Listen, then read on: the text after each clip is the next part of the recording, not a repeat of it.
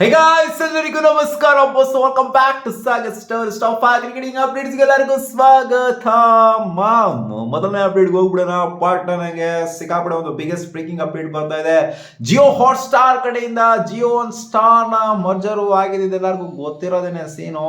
And ಇಂಡಿಯಾದ rights ವಿಚಾರಕ್ಕೆ ಬಂದು ICCR ರೈಟ್ಸ್ ಇಂಡಿಯಾದಲ್ಲಿ ಬ್ರಾಡ್ಕಾಸ್ಟಿಂಗ್ ಅಂತ ಬಂದಾಗ 4 ವರ್ಷಕ್ಕೆ ತಗೊಂಡಿತ್ತು. ಸ್ಟಾರ್ ಅವರು ತಗೊಂಡಿದ್ರು. ಸ್ಟಾರ್ ಅಂದ್ರೆ ಜಿಯೋ ಸ್ಟಾರ್ ಅವರು ತಗೊಂಡಿದ್ರು. ಸೊ ಇದನ್ನ ಬಿಟ್ಕೊಂಡ್ ಕೊಡಬೇಕು ಅಂತ ಅನ್ಕೊಂಡಿದ್ರಂತೆ. ನಮಗೆ ಫೈನಾನ್ಷಿಯಲ್ ಲಾಸ್ ಆಗಿದೆ ಸಿಕ್ಕಾಪಟ್ಟೆ. ನಜ್ಜಿ ನಿಮ್ಮಿಂದ ಬೇಜಾನ್ ಲಾಸ್ ಆಗೋಗ್ಬಿಟ್ಟೈತೆ ನಮಗೆ ಏನು ಗಿಡ್ತಾ ಇಲ್ಲ ಇದರಿಂದ. ಆದ್ರಿಂದ ಇದನ್ನ ಬಿಟ್ಕೊಂಡ್ ಕೊಡಬೇಕು ಅಂತ ಅನ್ಕೊಂಡಿದೀನಿ. ಫ್ರಮ್ ದ ಇಯರ್ 2026 ಮತ್ತೆ 27 ಈ ಸೈಕಲ್ ನ ಬಿಟ್ಬಿಡ್ಬೇಕು ಅಂತ ಅನ್ಕೊಂಡಿದೀವಿ. 26 ಮತ್ತೆ 27 ಇನ್ಕ್ಲೂಡಿಂಗ್ ಏನೇ ತಗೊಂಡಿದ್ರು ಇವರು. ಎಷ್ಟಕ್ಕೆ ತಗೊಂಡಿದ್ರು? $3 billion ಇವರು ತಗೊಂಡಿದ್ರು. 2024 ಇಂದ ಹಿಡ್ಕೊಂಡು 2027 ವರೆಗೂ ತಗೊಂಡಿದ್ರು. ಸೊ ಅಪ್ಕಮಿಂಗ್ 2 ಇಯರ್ಸ್ ಏನಿದೆ ನಮಗೆ ಬೇಕಾಗಿಲ್ಲ. ಅಂದ್ರೆ ICC ಇವೆಂಟ್ ಏನ್ ಬರ್ತಾ ಇದೆ, T20 ವರ್ಲ್ಡ್ ಕಪ್ ಬರ್ತಾ ಇದೆ, ಜೊತೆಗೆ ODI ವರ್ಲ್ಡ್ ಕಪ್ ಕೂಡ ಬರ್ತಾ ಇದೆ. ಇದೆಲ್ಲ ಬೇಕಾಗಿಲ್ಲ ನಮಗೆ, ನೀವೇ ಇಟ್ಕೊಳ್ಳಿ. ಈ ರೇಟ್ಗೆಲ್ಲ ಅಜ್ಜಿ ನಾವು ಲಾಸ್ ಮಾಡ್ಕೊಬೇಕಷ್ಟೇನೆ, ನಮ್ಗೆ ಏನು ಗಿಡದ ಇಲ್ಲ ಇದರಿಂದ ಅಂತ ಹೇಳಿದ್ರಂತೆ. ಅಂಡ್ ಬಿಟ್ಕೊಂಡ್ ಕೊಡ್ಬೇಕು ಅಂತ ಕೂಡ ಅನ್ಕೊಂಡಿದ್ರಂತೆ. ಇಲ್ಲಿ ಪಾಪ ಏನು ಅಂತಂದ್ರೆ ICCಗೆ ಬಯರ್ಸ್ ಯಾರು ಬರ್ತಾ ಇಲ್ವಂತೆ. ಬೇರೆ ಬಯರ್ಸ್ ಕೂಡ ಯಾರು ಇಲ್ವಂತಲ್ಲಿ. ಇನ್ನೇನ್ ಸೋನಿ ಮೇಲ್ಗಡೆ ಇದೆಯಾ? ಸ್ಟಾರ್ಗೆ ಕಂಪೇರ್ ಮಾಡ್ತು ಅಂತಂದ್ರೆ, ಜಿಯೋ ಸ್ಟಾರ್ಗೆ ಕಂಪೇರ್ ಮಾಡ್ತಾರೆ. ಜಿಯೋ ಸ್ಟಾರ್ಗೆ ಫೈನಾನ್ಷಿಯಲ್ ಲಾಸ್ ಅಂತಂದ್ರೆ ಇವ್ರಿಗೆ ಹೆಂಗಿದ್ರು ಕೂಡ ಫೈನಾನ್ಷಿಯಲ್ ಲಾಸ್ನ ಒಂಥರ ನೀಗಿಸ್ಕೊಳ್ಳುವಂಥದ್ದು ಎಲ್ಲ ಇದೆ ಇವರಿಗೆ. ಅಂದ್ರೆ ಸಾಕಷ್ಟು ಇದೆ ಇವ್ರಿಗೆ, ಜಿಯೋ ಸ್ಟಾರ್ ಅವ್ರಿಗೆ.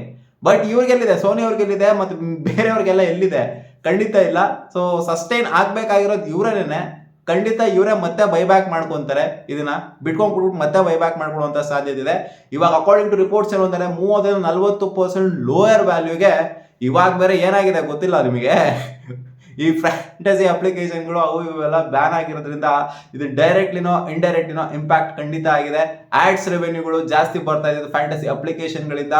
ಸೊ ಅವರು ಬ್ಯಾನ್ ಆಗಿರೋದ್ರಿಂದ ಖಂಡಿತ ಇಲ್ಲಿ ಲೋ ರೇಟ್ಗಂತೂ ಕೊಡ್ಲೇಬೇಕು. ಇವ್ರ ಎಕ್ಸ್ಪೆಕ್ಟೇಷನ್ ಏನಿತ್ತು ಅಂದ್ರೆ ಫ್ಯಾಂಟಸಿ ಅಪ್ಲಿಕೇಶನ್ಗಳೆಲ್ಲ ಇರುತ್ತೆ ಅಂತ ಅನ್ಕೊಂಡು ಇವ್ರು ಆ ಪ್ರೈಸಿಗೆ ತಗೊಂಡಿದ್ರು. ಸೊ ಡೈರೆಕ್ಟ್ಲಿನೋ ಇಂಡೈರೆಕ್ಟ್ಲಿನೋ ಖಂಡಿತ ಅದಂತೂ ಎಫೆಕ್ಟ್ ಮಾಡಿದೆ. 30-40% ಲೋವರ್ ರೇಟ್ಗೆ ಖಂಡಿತ ಕೊಡಬೇಕಾಗುತ್ತೆ ICC ಇವ್ರಿಗೆ. ಇಲ್ಲ ಅಂದ್ರೆ ಯಾರು ಮುಂದಕ್ಕೆ ಬರಲ್ಲ. Update number 2 Shubman Gill related, ಜೊತೆಗೆ ಹಾರ್ದಿಕ್ ಪಾಂಡ್ಯ ರಿಲೇಟೆಡ್ ಅಪ್ಡೇಟ್ ಬರ್ತಿದೆ. ಶುಭ್ಮನ್ ಗಿಲ್ ನ ಸಬ್ಜೆಕ್ಟ್ ಟು ಫಿಟ್ನೆಸ್ ಅಂತ ಹಾಕಿದ್ರು, ಸ್ಟಾರ್ ಮಾರ್ಕ್ ಹಾಕ್ಬಿಡಿದ್ರು ಸ್ಕ್ವಾಡ್ ಅನೌನ್ಸ್ ಆದಂತ ಟೈಮ್ ಅಲ್ಲಿ. ನಾಳೆ ಆಡ್ತಾರಾ ಆಡೋದಿಲ್ವಾ, ಸ್ಕ್ವಾಡ್ ಇರ್ತಾರಾ ಇರೋದಿಲ್ವಾ ಅಂತ ಕೇಳ್ತು ಅಂತಂದ್ರೆ ನೀವು, ಖಂಡಿತ ಶುಭ್ಮನ್ ಗಿಲ್ ಸ್ಕ್ವಾಡ್ ಅಲ್ಲಿ ಇರ್ತಾರೆ. ಆಲ್ರೆಡಿ ಬಂದ್ಬಿಟ್ಟು ಜಾಯ್ನ್ ಆಗಿದ್ದಾರೆ. ಅಂಡ್ ಫಿಟ್ನೆಸ್ ಕ್ಲಿಯರೆನ್ಸ್ ಕೂಡ ಅವ್ರಿಗೆ ಆಗಿದೆ. ಸಬ್ಜೆಕ್ಟ್ ಟು ಫಿಟ್ನೆಸ್ ಅಂತ ಏನು ಇವರು ಸ್ಟಾರ್ ಮಾರ್ಕ್ ಹಾಕಿದ್ರು, ಆ ಸ್ಟಾರ್ ಮಾರ್ಕ್ ನ ಇವಾಗ ರಿಮೂವ್ ಮಾಡಿದರೆ. ಹಾರ್ದಿಕ್ ಪಾಂಡ್ಯ ಮತ್ತೆ ಶುಭ್ಮನ್ ಗಿಲ್ ಪರ್ಫೆಕ್ಟ್ಲಿ ಫಿಟ್ ಇದ್ದಾರೆ ಆಡೋದಕ್ಕೆ. ಅಂಡ್ ಹಾರ್ದಿಕ್ ಪಾಂಡ್ಯ ಬೌಲಿಂಗ್ ಕೂಡ ಆಗ್ತಾರೆ ಬ್ಯಾಟಿಂಗ್ ಆಡೋದ್ರ ಜೊತೆಗೆ. ಅಪ್ಡೇಟ್ ನಂಬರ್ 3 ಸಂಜಯ್ ಬಂಗಾರ್ ಮಾತಾಡಿದ್ದಾರೆ. ನಮ್ಮ RCB ex coach, Indian team ಅಲ್ಲೂ ಕೂಡ ಇದ್ರು ಇವರು ಮಾತಾಡಿದರೆ ವಿರಾಟ್ ಕೊಹ್ಲಿ ಅಂಡ್ ರೋಹಿತ್ ಶರ್ಮಾ ಬಗ್ಗೆ. I don't think the place of Virat Kohli and Rohit Sharma in the team should have been a question. They don't need to play as many matches as a younger players. ಅಂದರೆ ಚಿಕ್ಕ ಹುಡುಗರ ಥರ ಅವ್ರು ಜಾಸ್ತಿ ಮ್ಯಾಚಸ್ಗಳು ಆಡಬೇಕು ಅನ್ನೋ ಥರ ಎಲ್ಲ ಏನೂ ಇಲ್ಲ. ಕ್ವೆಶನ್ನೇ ಇಲ್ಲ ಅವ್ರ ಟೀಮಲ್ಲಿರೋವಂಥದ್ದು. ಏನು ಕ್ವೆಶನ್ ಮಾಡ್ತೀರಾ ನೀವು? ಅವಾಗ ಕ್ವೆಶನ್ಗಳು ಏನಕ್ಕೆ ತೊಗೊಂಬರ್ತೀರಾ? ಈ ಥರ ಕ್ವೆಶನ್ಗಳು 1-2 ಮ್ಯಾಚ್ ಹಂಗೆ ಹಿಂಗೆ ಯಾವ್ದಾಗೆಲ್ಲ ಏನಕ್ಕೆ ತೊಗೊಂಬರ್ತೀರಾ? ಇವ್ರು ರಿಟೈರ್ ಆಗಬೇಕು, ಹಂಗಾಗಬೇಕು ಹಿಂಗಾಗಬೇಕು ಅಂತ ತೊಗೊಂಬರುವಂಥ ಸೀನೇ ಇಲ್ಲ. ಅವ್ರಿಗೆ ಬಿಟ್ಬಿಡಿ, ಅವ್ರು ಯಾವಾಗ ರಿಟೈರ್ ಆಗ್ತಾರೋ ಅವ್ರು ಅವಾಗ್ಲೇ ಆಗೋದು. We want players of that quality ಅಂತ ಹೇಳಿದರೆ. ಎಷ್ಟು ಜನ ಪ್ಲೇಯರ್ಸ್ಗಳಿಗೆ ಆ 38-40 ವರ್ಷ, ಸೊ ಆ ಟೈಮಲ್ಲಿ ಆ ಒಂದು ಹಂಗರ್ ಇರುತ್ತೆ, ದೇಶಕ್ಕೆ ಏನಾದ್ರು ಒಂದು ಮಾಡಬೇಕು ಅನ್ನುವಂಥದ್ದು. ಎಲ್ಲರಿಗೂ ಇರೋದಿಲ್ಲ ಇದು, ಅವ್ರಿಗಿದೆ. ಅದನ್ನ ಅವ್ರ ಪಾಡಿಗೆ ಅವ್ರಿಗೆ ಇಡೋದಕ್ಕೆ ಬಿಟ್ಬಿಡ್ಬೇಕು. ಸುಮ್ಮನೆ ತಲೆಗೆ ಶೂಟ್ ಆಗಕ್ಕೆ ಹೋಗ್ಬಾರ್ದು ಅಂತ ಹೇಳಿದ್ದಾರೆ. ಅಪ್ಡೇಟ್ ನಂಬರ್ 4 ಬಾಬರ್ ಆಸಮ್ ಅವರು ಕಾಮಿಡಿ ಸ್ಟೇಟ್ಮೆಂಟ್ಗಳು ಗೊತ್ತಲ್ಲಪ್ಪ, ಯಾವಾಗಲೂ ಕೊಡ್ತಾ ಇರ್ತಾರೆ. ಅದೇ ರೀತಿ ಇನ್ನೂ ಒಂದು ಕೊಟ್ಟಿದ್ದಾರೆ. I aim to win the player of the tournament award at the T20 world cup 2026 ಅಂತ ಹೇಳಿದ್ದಾರೆ. ಕನ್ಸ್ಕೊಂಡು ಜೋರಾಗಿ ಬಾಬರ್ ಆಸಮ್ ಅಣ್ಣ, ನೀನು ಏನೋ ಅಲ್ಲಿ ಜಿಂಬಾಬ್ವೆ ಮೇಲೆ ಅವ್ರ ಮೇಲೆ ಹೊಡಿತಾ ಇಲ್ಲ ಇವಾಗ ಸದ್ಯದ ಮಟ್ಟಿಗೆ. ಏನೋ ಅಲ್ಲಿ ರೀಸೆಂಟಾಗಿ ಒಂದು ಸೆಂಚುರಿ ಇಳಿಸಿರ್ಬೋದು, ಜಮಾನ ಆಗೋಗ್ಬಿಟ್ಟಿತ್ತು, ಸೆಂಚುರಿ ಹೊಡೆದ್ಬಿಟ್ಟೆ ನೀನು ಆ ಒಂದೇ ಒಂದು ಸೆಂಚುರಿನ ಇಳಿಸಿರೋದಕ್ಕೆ ಅಷ್ಟು ಡಕ್ಔಟ್ಸ್ಗಳು, ಅಷ್ಟು ಸಿಂಗಲ್ ಡಿಜಿಟ್ ಸ್ಕೋರ್ಗಳು ಅವನ್ನೆಲ್ಲ ಮರ್ತೋಗ್ಬಿಟ್ಟಿದ್ಯಾ ಅಂತ ಕಾಣಿಸುತ್ತೆ ಬಾಬರ್ ಆಸಮ್ ಅಣ್ಣ. ಆಡ್ತಾ ಇರೋದು ಬಂದ್ಬಿಟ್ಟು ಬಿಗ್ಗೆಸ್ಟ್ ಟೂರ್ನಮೆಂಟಲ್ಲಿ, ಯಾವುದೋ ಇಲ್ಲಿ ಜಿಂಬಾಬ್ವೆ ಮೇಲೋ, ನಮೀಬಿಯಾ ಮೇಲೋ, ಸ್ಕಾಟ್ಲ್ಯಾಂಡ್ ಮೇಲೋ, ಅವ್ರ ಮೇಲೆ ಇವ್ರ ಮೇಲೆ ಆಡ್ತಾ ಇಲ್ಲ. ಇನ್ಫ್ಯಾಕ್ಟ್ ಅವ್ರ ಮೇಲೂ ಕೂಡ ಇವಾಗ ಆಡೋಕೆ ಆಗ್ತಿಲ್ಲ ಬಾಬರ್ ಆಸಮಿಗೆ ನಿಟ್ಟಿಗೆ.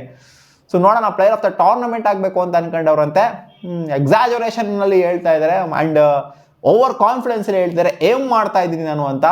ಟ್ರೋಫಿಗೆಲ್ಲ ನೋಡ್ರಿ ಗುರು, ಫಸ್ಟು ಅವನ ಅಜ್ಜಿ ಯಾವ ಮಗ ಬಂದು ಹೇಳ್ತಾರೆ ನಾನು ಪ್ಲೇಯರ್ ಆಫ್ ದ ಟೂರ್ನಮೆಂಟ್ ಆಗಬೇಕು ಅಂತ ಅಲ್ಲಿ ಇವಾಗ ವಿರಾಟ್ ಕೊಹ್ಲಿ ಕೇಳ್ತಾರೆ ನಾವು ಟ್ರೋಫಿ ಗೆಲ್ಬೇಕು ಅಂತ ಹೇಳ್ತಾರೆ, ರೋಹಿತ್ ಶರ್ಮಾ ಕೇಳ್ತಾರೆ ಟ್ರೋಫಿ ಗೆಲ್ಬೇಕು ಅಂತ ಹೇಳ್ತಾರೆ. ಹೌದು T20 ವರ್ಲ್ಡ್ ಕಪ್ ಅಲ್ಲಿ ಇಲ್ಲ, 2027 ವಿಚಾರದ ಬಗ್ಗೆ ಕೇಳ್ತು ಅಂದ್ರೆ ನಾನು ODI ವರ್ಲ್ಡ್ ಕಪ್ ಅಲ್ಲಿ ಟ್ರೋಫಿ ಗೆಲ್ಬೇಕು ಗುರು, ವರ್ಲ್ಡ್ ಕಪ್ ಗೆಲ್ಬೇಕು ನಾನು ಇಂಡಿಯಾಗೆ ಅಂತ ಹೇಳ್ತಾರೆ. ನಾನು ಪ್ಲೇಯರ್ ಆಫ್ ದ ಟೂರ್ನಮೆಂಟ್ ಆಗಬೇಕು ಅನ್ನೋ ಥರ ಯಾರು ಕೂಡ ಅಲ್ಲಿ ಹೌದು ಇಂಡಿವಿಜುವಲ್ ಪರ್ಫಾರ್ಮೆನ್ಸ್ ನಾನು ಚೆನ್ನಾಗಿರ್ಬೇಕು ಅಂತ ಹೇಳ್ತಾರೆ, ಪ್ಲೇಯರ್ ಆಫ್ ದ ಟೂರ್ನಮೆಂಟ್ ನಾನೇ ಆಗಬೇಕು ಅನ್ನೋಂಥದ್ದು ಅದಿರೋದಿಲ್ಲ. ಮೇನ್ ಇಂಟೆನ್ಷನ್ ಟ್ರೋಫಿ ಗೆಲ್ಲೋದು ಮೇನ್ ಇಂಟೆನ್ಷನ್ ಆಗಿರುತ್ತೆ.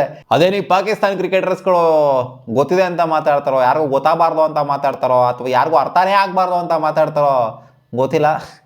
ನೋಡೋಣ ಅದೇನು ದಬ್ಬ ಹಾಕಿ ಗುಡ್ಡೆ ಹಾಕ್ತಾರೆ ಅಂತ, ಟ್ರೋಫಿ ಗೆಲ್ತಾರ ಅಥವಾ ಪ್ಲೇಯರ್ ಆಫ್ ದ ಟೂರ್ನಮೆಂಟ್ ಗೆಲ್ತಾರೆ ಅಂತ. Okay, next update number 5. Virat Kohli ಅವರು ಈ ಒಂದು ಸೀರೀಸ್ನ ಗೆಲ್ತಾ ಇದ್ದಂಗೆ ಒಂದು ಟೆಂಪಲ್ಗೆ ವಿಸಿಟ್ ಹಾಕಿದ್ದಾರೆ, ಸಿಂಹಾಚಲಂ ಟೆಂಪಲ್ಗೆ ವಿಸಿಟ್ ಹಾಕಿದ್ದಾರೆ. ಸೊ ವೈರಲ್ ಆಗ್ತಿದೆ, ನೋಡ್ತಾ ಇರ್ಬೋದು ಸೋಷಿಯಲ್ ಮೀಡಿಯಾದೆಲ್ಲ ಅವ್ರು ವಿಸಿಟ್ ಹಾಕಿರೋದು ಆ್ಯಂಡ್ ಅವ್ರಿಗೆ ಸನ್ಮಾನ ಮಾಡಿರುವಂಥದ್ದು ಟೆಂಪಲಲ್ಲಿ.